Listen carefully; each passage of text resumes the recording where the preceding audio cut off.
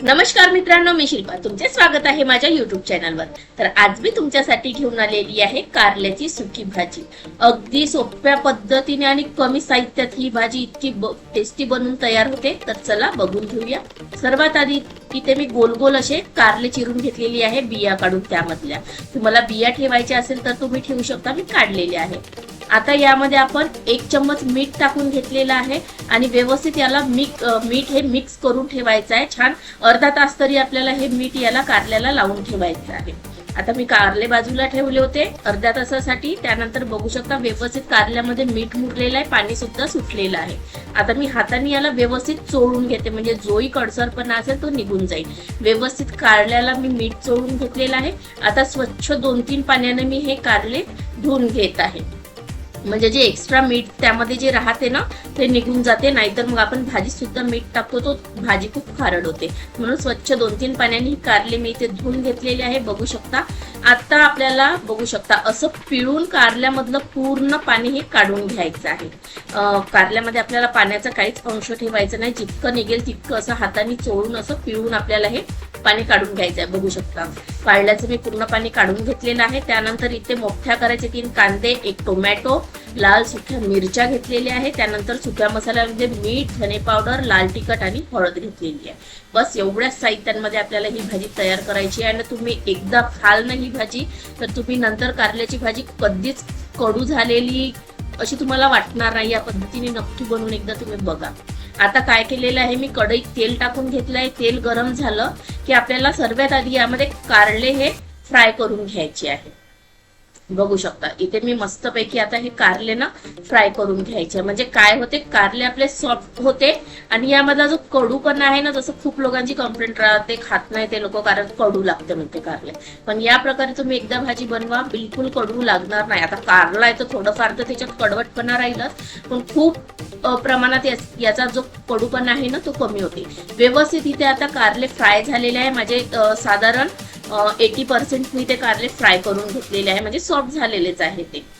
तर आता मी हे कारले सर्व काढून घेतलेले आहे. आता त्याच कढईमध्ये त्याच तेलामध्ये थोडं मी जिरं घालून घेणार आहे. मोहरी वगैरे काही मी यामध्ये टाकत नाही, फक्त जिरं घालून घेणार आहे. त्यानंतर लाल सुक्या मिरच्या, खूप छान भाजी होते, नक्की घाला तुम्ही एकदा माझ्या म्हणण्यानुसार.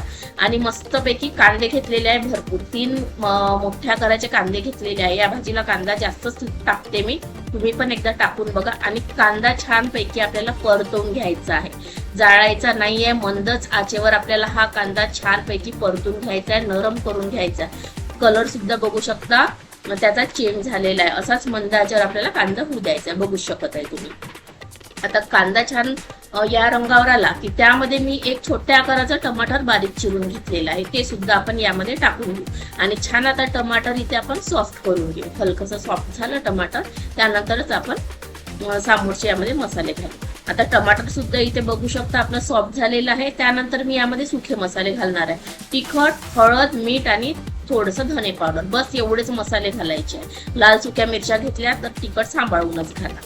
तर आता आपला भाई मसाला परतलेला आहे, सुखे मसाले. त्यानंतर यामध्ये हे जे आपण फ्राय करून ठेवलेले कारले होते ना ते घालून घेऊ आणि ते सुद्धा व्यवस्थित मिक्स करून घेऊ. आणि व्यवस्थित मिक्स करून हे झालं की आता ना आपल्याला यामध्ये अगदी किंचितशी साखर, बघू शकता 2 चिमूट साखर घातलेली आहे मी, खूप साखर घालायची नाही. अगदी तो टमाटरचा आंबटपणा आणि कारल्याचा कडूपणा बॅलन्स व्हायसाठी अगदी थोडीशी मी चिमूटभर यामध्ये साखर घातलेली आहे. आणि व्यवस्थित मिक्स करून याला छान 4 ते 5 मिनिटं मी मंद आचेवर वाफ काढून घेतलेली आहे. बघू शकता तुम्ही, मंदच आचेवर वाफ काढून घ्यायची आहे, झाकून व्यवस्थित. इथे परफेक्ट आपली भाजी शिजून तयार आहे. आता कशाचीच यामध्ये गरज नाही, फक्त यामध्ये अर्धा चम्मच मी इथे चाट मसाला घालून घेणार आहे. खूप टेस्टी वाटते, छान चटपटीत भाजी वाटते, नक्की घाला तुम्ही, एकदा ट्राय करून बघा. बाकी कोणतेच मसाले नाही घालायचे. चाट मसाला घातला, मस्त हिरवी कोथिंबीर यावरती घालायची आणि आपली कारल्याची भाजी इथे बनवून तयार आहे. डब्यावर द्या, तुम्ही घरी खा, तुम्ही भाकरी सोबत खा, पराठ्यासोबत खा, प्लेन पराठ्यासोबत, पोळीसोबत आणि गरम गरम भातासोबत सुद्धा ही भाजी खूप छान वाटते.